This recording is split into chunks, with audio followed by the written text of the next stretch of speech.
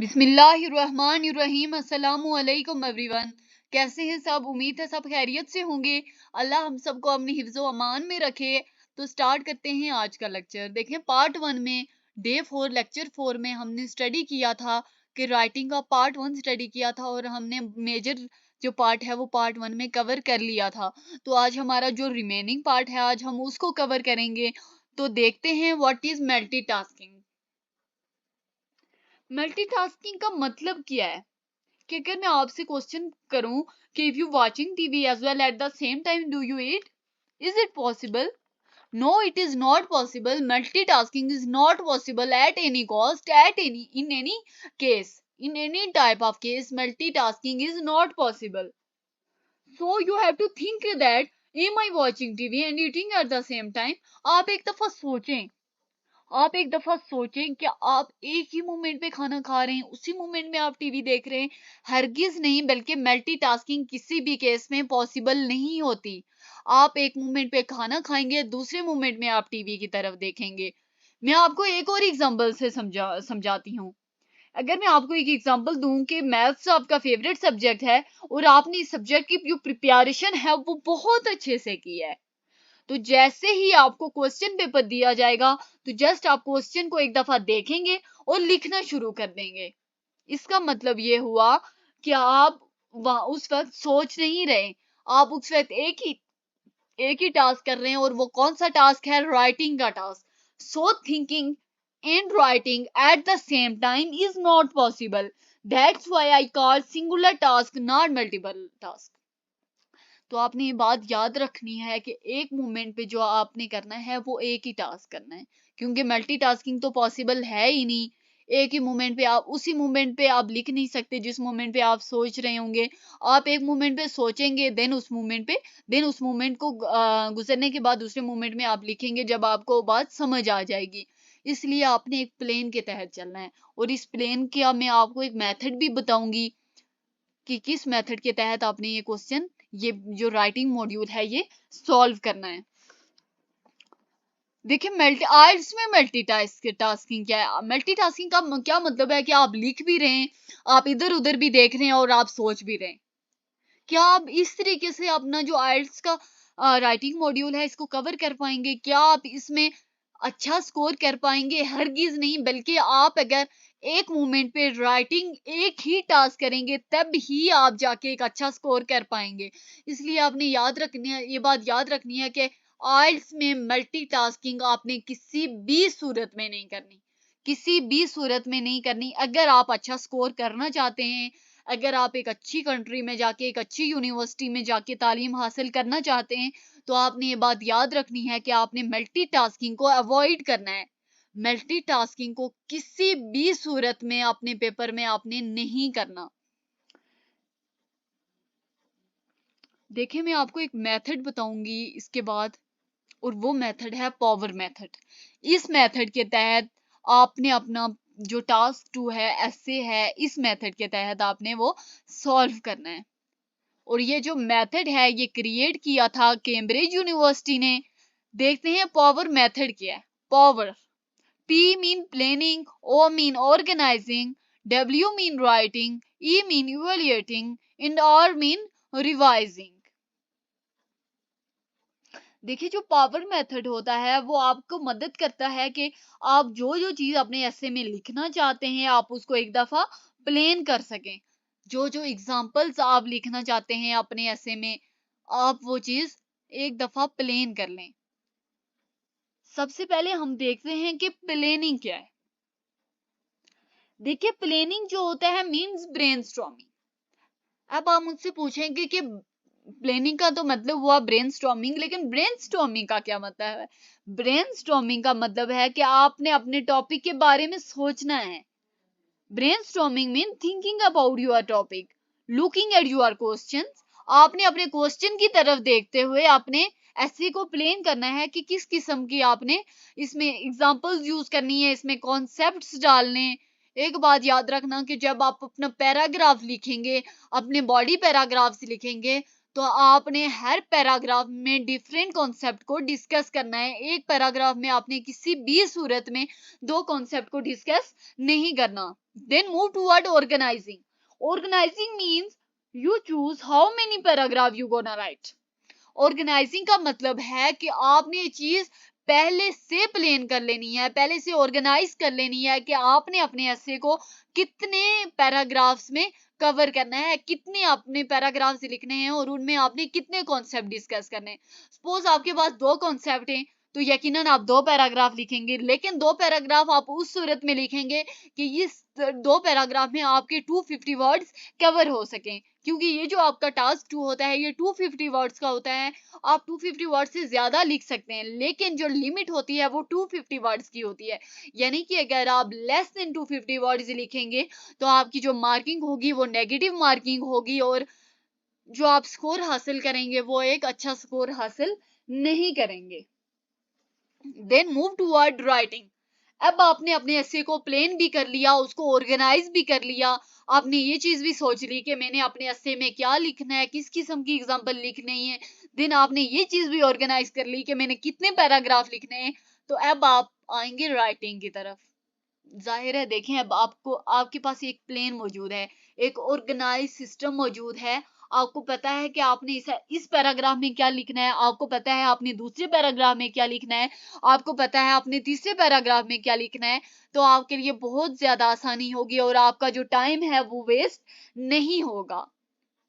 अब आपने राइटिंग तो कर ली, लेकिन इवैल्यूएटिंग यानी कि आपने अपने जो ऐसे है उसको लिखने के बाद एक बार उसको इवेल्युएट जरूर करना है।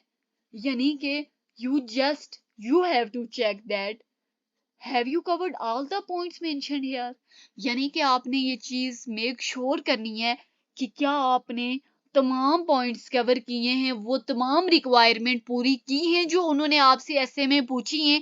आप एक दफा उसको इवेल्युएट करेंगे। इवेल्युएट का क्या मतलब है कि आप उन गलतियों को चेक करेंगे, आप उस चीज को चेक करेंगे कि आपने आया तमाम पॉइंट्स कवर किए हैं या कोई पॉइंट आपने छोड़ दिया है। Then move toward last point which is revising. Revising का मतलब क्या है कि ये एक दूसरी काइंड होती है ग्रामर और स्पेलिंग चेक करने के लिए। यानी कि आपने इवेल्युएटिंग में क्या किया कि आपने ये देखा कि आपके सारे पॉइंट्स कवर हो गए। अब आपने रिवाइजिंग में देखा कि रिवाइजिंग में आपने क्या देखनी है कि आपने अपनी स्पेलिंग मिस्टेक्स देखनी है और आपने क्या देखना है, अपनी ग्रामर मिस्टेक्स देखनी है। आपके सेंटेंस में कोई मिस्टेक तो नहीं है, आपने कोई अपना स्पेलिंग तो गलत नहीं लिखा। देखिए, आपने एक बात याद रखनी है कि जब आप ये रिवाइजिंग इस पावर मेथड के तहत अपना क्वेश्चन सॉल्व करेंगे, अपना राइटिंग मॉड्यूल सॉल्व करेंगे, तो आप ये बात देखेंगे, आप ये बात लाजमी याद रखना। इस चीज को आप आके कमेंट भी करना, आप बताना भी वापस कि ये चीज आपके साथ हुई है या नहीं। यानी कि जब आप उस सिलेबस को उस वो जो आपका ऐसे है उसको एक दफा रिवाइज करेंगे तो आपको यकीनन उसमें 14 15 या 10 12 मिस्टेक्स तो जरूर नजर आएंगी। ये नहीं कि without mistake it is not possible. ये इंसानी फितरत है कि हम कोई ना कोई गलती जरूर करते हैं, लेकिन आपके पास गलती सुधारने का वक्त भी होता है, इसलिए एक टाइम में आप गलती सुधार लें। ये पावर मेथड आपने लाजमी याद रखना है और इसी मेथड के थ्रू अगर आप इस मेथड के थ्रू क्वेश्चन अपना पेपर सॉल्व करेंगे तो मैं आप तो इंशाल्लाह उम्मीद है कि आपके जो स्कोर होंगे वो बहुत अच्छे आएंगे। आप आइल्स में एक बहुत अच्छा स्कोर करेंगे और आपकी जो मंजिल है अब्रॉड जाने की, एक अच्छी यूनिवर्सिटी में स्टडी करने की, वो इंशाल्लाह जरूर पूरी होगी। तो सबसे पहले हमने देखा प्लानिंग, हमने एसे के बारे में सोचा, हमने अपने क्वेश्चन को देखा कि हमने क्या क्या लिखना है। देन हम ऑर्गेनाइजिंग की तरफ गए, हमने देखा कि हम ये सोचेंगे कि हमने कितने पैराग्राफ करने ये लिखने हैं। देन उसके बाद हमने सोचना नहीं है बल्कि हमने सोचने का प्लानिंग और ऑर्गेनाइजिंग में काम कर लिया। देन हमने राइटिंग, हमने प्रैक्टिकल काम की तरफ आना है, हमने लिखना है। लेकिन उस लिखने के वक्त आपने थिंकिंग का काम नहीं करना, मल्टीटास्किंग नहीं करनी, नहीं तो आपका टाइम वेस्ट हो जाएगा और विद इन द टाइम आप जो अपना टास्क कवर नहीं कर पाएंगे। Then evaluating. इवैल्यूएटिंग का क्या मतलब हुआ कि आपने चेक किया कि आया आपने तमाम पॉइंट्स कवर किए हैं या नहीं किए। देन लास्ट वन है रिवाइजिंग, इवेल्युएट भी कर लिया आपने, अब रिवाइज करेंगे कि रिवाइज करने का क्या मतलब हुआ कि ये एक दूसरी काइंड होती है ग्रामर और स्पेलिंग चेक करने के लिए, यानी कि आपने अपनी ग्रामर मिस्टेक्स और स्पेलिंग को भी चेक करना है। देखें अब हम आपको इसका मतलब ये है कि टेम्पलेट का क्या मतलब है। टेम्पलेट का मतलब ये है कि आपको क्या क्या लिखना है, कि आपको क्या क्या लिखना है। एक आपने इंट्रोडक्शन लिखना है, देन आपने बॉडी पैराग्राफ्स लिखने हैं और लास्ट वन कंक्लूजन। तो देखते हैं इंट्रोडक्शन। देखें there are 4 things that are important in introduction: overview, other opinion, your opinion and structure. Overview का क्या मतलब हुआ? ओवरव्यू का मतलब हुआ कि what is the main thing और मेन टॉपिक हियर। ओवरव्यू ये जो होगा, ओवरव्यू ये पॉइंट नंबर 1 है, ये तमाम किस्म के एसेज में सेम होगा। जबकि ये जो पॉइंट 2 है हमारे पास, ओवरव्यू देखते हैं कि सबसे पहले हम देखते हैं कि ओवरव्यू का क्या मतलब है। ओवरव्यू में आपने ये चीज देखनी है कि इस एसे में क्या बात कही जा रही है। आपने उस एसे को पढ़ने के बाद उस वो जो आपको क्वेश्चन दिया गया है उसको एक दफा रीड करें और आप उसमें से मेन टॉपिक देखें कि आपको क्या चीज डिस्कस करने के लिए दी गई है, आपने इस एसे में किस चीज को लेके जाना है, किस चीज को लेके जाना है। तो दूसरी चीज है अदर ओपिनियन। ये जो मैं आपको मेथड बता रही हूँ, ओवरव्यू तो ऑल टाइप ऑफ एसेज में आएगा, लेकिन जो other opinion and your opinion है ये ओपिनियन टाइप एसेज में आएगा। किस किस्म के ओपिनियन टाइप एसेज, यानी कि आप इसमें एग्री हैं या डिसएग्री हैं, आपसे इस किस्म के क्वेश्चंस देखें आप। ये जो मैंने लास्ट लेक्चर करवाया था डे 4 लेक्चर 4, एक दफा उसको स्टडी करेंगे तो उसमें मैंने आपको क्वेश्चंस की टाइप्स बताई हैं, उसमें मैंने आपको बताया कि आपको किस किस्म के एसेज आएंगे। मैंने बहुत सी एग्जांपल्स आपके साथ डिस्कस की थी। तो आज मैं आपको बता रही हूँ कि उन वो जो एसेज हैं आपने उनको कैसे लिखना है। सबसे पहले आप दूसरों का ओपिनियन क्या है, यानी कि उस ऐसे में आपको बताया जाएगा कि सबसे पहले ओवरव्यू आपने करना है, फिर ओदर ओपिनियन क्या गया, उसमें आपको ये बताना है कि दूसरों का ओपिनियन क्या है इस चीज के बारे में। फिर आपने उसी पैराग्राफ में, उसी इंट्रोडक्टरी पैराग्राफ में ये चीज स्टडी करनी है, ये चीज लिखनी है, ये चीज आपने लिखनी है कि आपका ओपिनियन क्या है, आपका ओपिनियन क्या है इस चीज के बारे में। Last one is structure. देखिए लास्ट जो पॉइंट होता है ना, लास्ट सेंटेंस जो होता है इंट्रोडक्टरी पैराग्राफ में, वो बहुत ज्यादा इंपॉर्टेंट होता है। यानी कि ये जो लास्ट सेंटेंस होगा, या आपको ये जो लास्ट सेंटेंस होगा, ये आपके जो एग्जामिनर होगा उसको बताएगा कि आप क्या लिखने वाले हैं, आप अपने बॉडी पैराग्राफ्स में क्या लिखने जा रहे हैं। देखिए बॉडी जो पैराग्राफ होगा उसमें आपने एक चीज याद रखनी है कि एक तो आपने टॉपिक सेंटेंस होगा, एक्सप्लेनेशन होगी, एग्जांपल होगी और कंक्लूजन होगा। What do you mean by topic sentence? Topic sentence का मतलब है कि इस पैराग्राफ की हेडिंग क्या होगी, यानी कि आपने स्टार्ट पैराग्राफ के स्टार्ट में एक चीज लिखनी है। देखें आपने इसको चीज को बोल्ड नहीं करना, आप जिस पॉइंटर जिस पेंसिल से लिख रहे हैं आपने उसी से लिखनी है, उसी से ये चीज लिखनी है। लेकिन आपने ये चीज टॉपिक ऑफ द सेंटेंस, एक जो टॉपिक होगा ना जो आपके पूरे पैराग्राफ का, उसको आपने एक सेंटेंस में लिखना है, एक वर्ड में नहीं लिखना, एक सेंटेंस में लिखना है। अब ये भी जरूरी नहीं है कि आप उस टॉपिक को एक ही सेंटेंस में लिखें, आपके 2 सेंटेंस भी हो सकते हैं। एक्सप्लेनेशन का मतलब हुआ कि आप क्या लिखेंगे, आप उसमें जो बॉडी पैराग्राफ्स हैं उनमें क्या क्या चीज लिखनी है। देखिए मैं आपको ये एक बॉडी पैराग्राफ की बात बता रही हूँ, आपके 3 से 4 बॉडी पैराग्राफ होंगे। आपने बॉडी पैराग्राफ उतने ही लिखने हैं जितने कि आपके ये 250 वर्ड्स उसमें कवर हो सकें। उसके बाद एग्जाम्पल, देखिए आपने एग्जाम्पल्स जो हैं वो लाजमी देनी है, आपने इसमें अपने एक्सपीरियंसेस भी शेयर करने हैं, आपके अपने अपने कॉन्सेप्ट्स भी शेयर करने हैं। इसके अलावा आपकी जनरल नॉलेज में जो जो चीज है इस चीज के बारे में वो आपने इसमें लिख लेनी है। मतलब आपने जो जो चीज इसके बारे में स्टडी की है वो आपने आज इस पेपर में लिखनी है। उसके बाद है कंक्लूजन। तो मूव टू ट्रांजिशन। ट्रांजिशन का क्या मतलब हुआ? ट्रांजिशन का मतलब हुआ कोहेरेंस एंड कोहेजन। जो ट्रांजिशन होता है उसका मतलब यह होता है कि हम एक पैराग्राफ से दूसरे पैराग्राफ में कैसे मूव करते हैं। देखें जो कोहेजन होता है, मैंने आपको बताया था कि कोहेजन का क्या मतलब है कि आपने जो जो बिटवीन द पैराग्राफ्स हैं, not inside the paragraph, between the paragraph आपने उन पैराग्राफ्स का ताल्लुक बरकरार रखना है, यानी कि आपने इस चीज को मेंटेन रखना है कि जो एक पैराग्राफ में चीज डिस्कस हो रही है वो एक पैराग्राफ दूसरे पैराग्राफ से लिंक करें। आपने एक कॉन्सेप्ट को डिस्कस नहीं करना, लेकिन आपने जो आपके तीनों चारों पैराग्राफ हुए होंगे उन पैराग्राफ को एक दूसरे से लिंक जरूर करना है। देखें, तीन इंपॉर्टेंट चीजें होती हैं ट्रांजिशन में। जैसे when you have a list of 2+ points, क्या मतलब है when you have a list of 2+ points?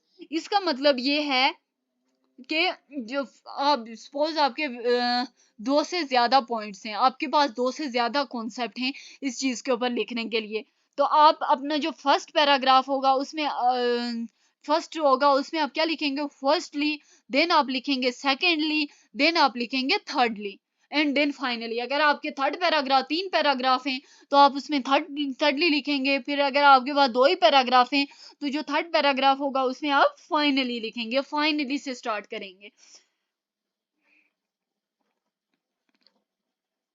उसके बाद है लिस्ट ऑफ 1 to 2 पॉइंट्स, यानी कि आपके पास अगर सिर्फ 1 से 2 पॉइंट्स हैं, आपको उस कॉन्सेप्ट को डिस्कस करने के लिए 2 ही पॉइंट्स हैं, तो इस तरह के पैराग्राफ में आपने, इस तरह के एसेज में आपने एक चीज याद रखनी है कि आपने फर्स्टली एंड सेकेंडली यूज नहीं करना, यानी कि किसी भी सूटेबल वर्ड्स के साथ, किसी भी सूटेबल वर्ड के साथ आप अपना पैराग्राफ स्टार्ट कर सकते हैं।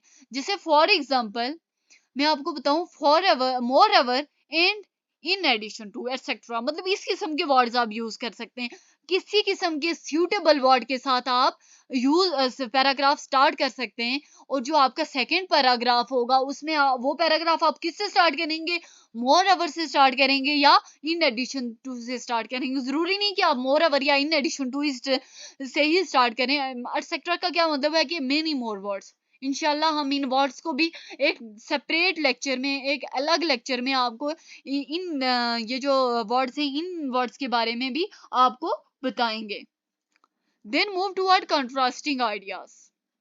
ये कॉन्ट्रास्टिंग आइडियाज किस किस्म के एसेज में होंगे? जैसे व्हेन वी हैव एडवांटेजेस और डिसएडवांटेजेस, यानी कि आपको एक चीज बताई गई है और आपको कहा गया है कि आपने इस चीज के एडवांटेजेस भी लिखने हैं और डिसएडवांटेजेस भी लिखने हैं।